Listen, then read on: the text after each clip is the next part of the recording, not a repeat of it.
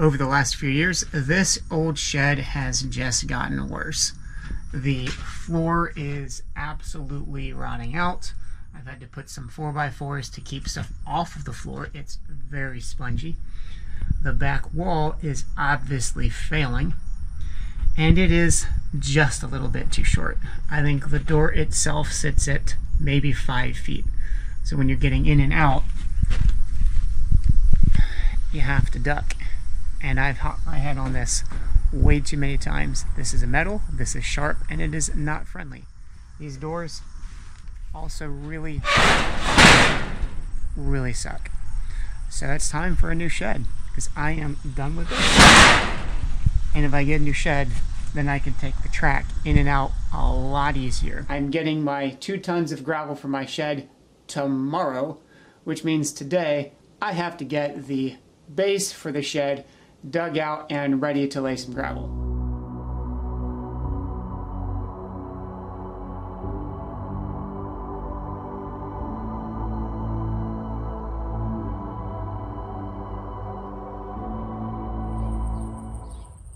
I definitely very much underestimated how much of a hill this was. It's probably a solid 8 inches or more of dirt, but it's all level now. So I'm gonna put the weed barrier in, put the boards back in, and wait on this gravel to get here.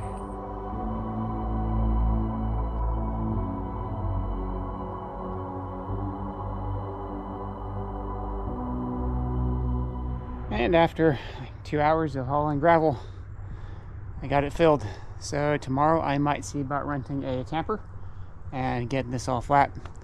And then at some point I will get the shed installed, but it's not happening this weekend. That's a future project.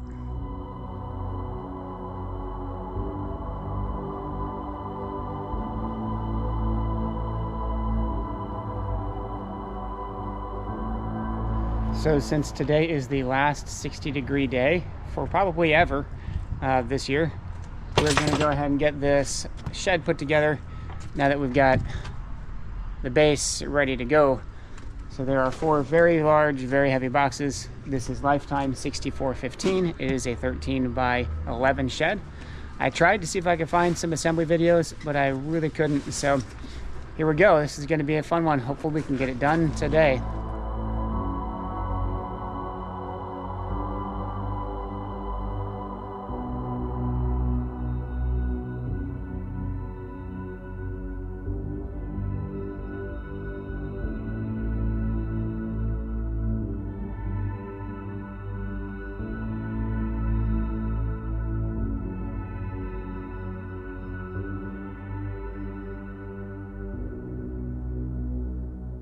I don't know how well this is going to pick me up in here because it is now dark. It's only 6 o'clock.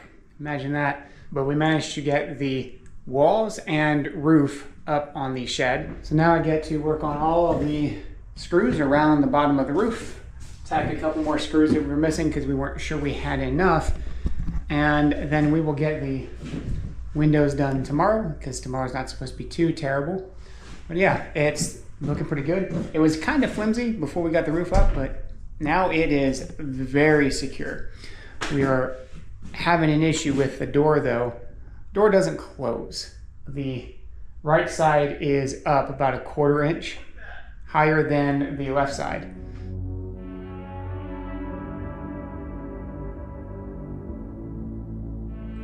So I tried putting the window latches on the window just so it could close and then latch shut. Problem is, these latches are not designed with enough tolerance, or the tolerance is way too tight.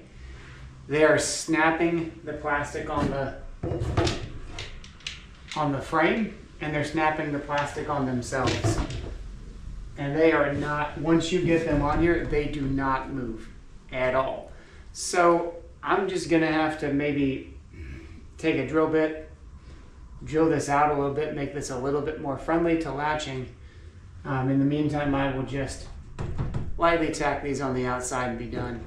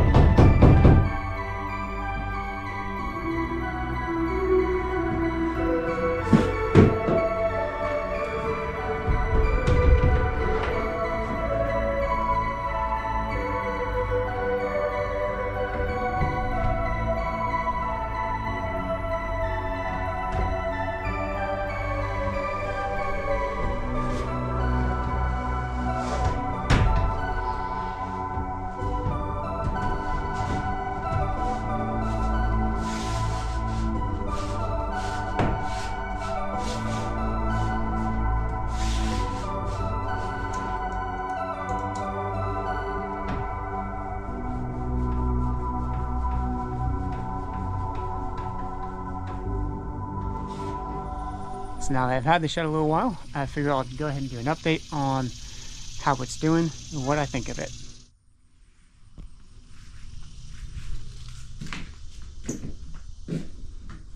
Now that we've had a couple of good heat waves this summer, I did notice that the sealant around the skylights was kind of starting to drip a little bit. So I was pulling those drips off before they got too bad. But you can see this little clump here.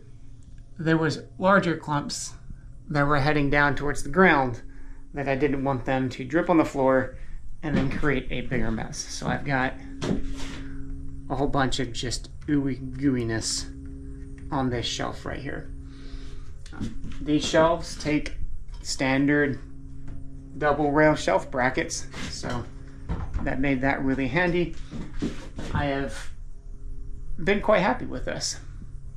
The roof is holding up just fine.